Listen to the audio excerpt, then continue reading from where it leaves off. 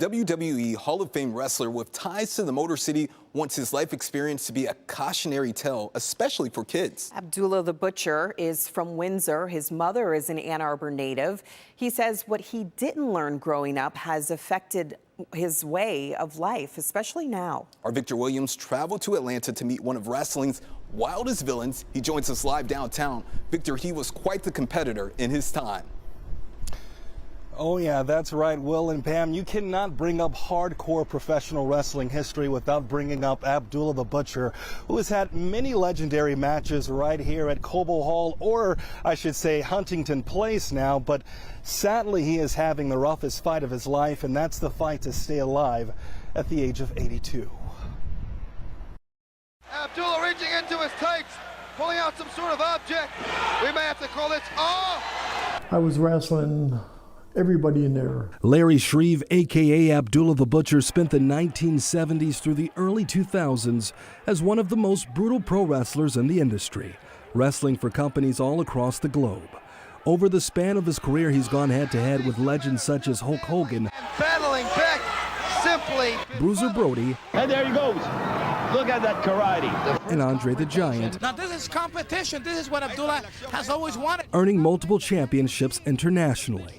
But despite all his success, the WWE Hall of Famer barely has a penny to his name. All what I've worked for in the wrestling business by acting crazy, beating my head up against the wall, doing this, doing that, I might not have nothing pretty soon. Abdullah says he struggled in school and never learned how to read or write. Eventually, he dropped out and started wrestling around the age of 17. Now in his 80s, he never thought his life would end up in this position. Well, at 82 years old, I sit in my room a lot of times, and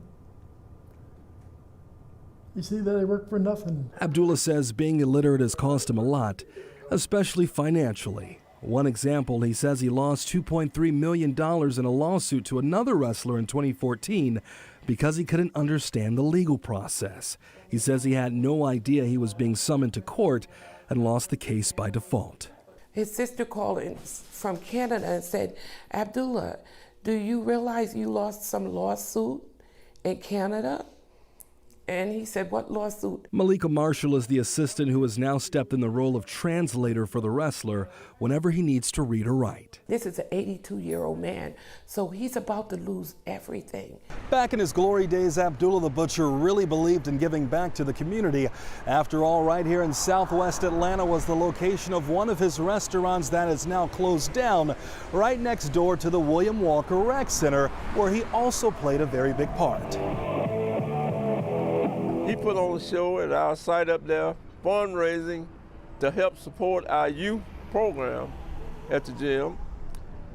He and his wife also donated supplies and equipment for our facility when they built it in 1997. Abdullah was always a mentor to our kids.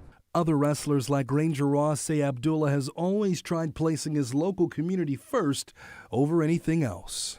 Here's a guy, he would give you the shirt off his back. The same thing is echoed by Abdullah's former tag team partner from Japan, Greg Brown. He's still Butch to me, he's still Butch. Abdullah says he made a fine living as a wrestler, but feels his inability to read has cost him in the long run. He also says the profit from the final restaurant that bears his name is going elsewhere. In my opinion, I've been ripped off so bad it's unbelievable, and still getting ripped off. It's one sad road he doesn't want anyone going down. I tell every kid, every entertainer, make sure you go to school. Because if you don't go to school, in the long run, you're the loser.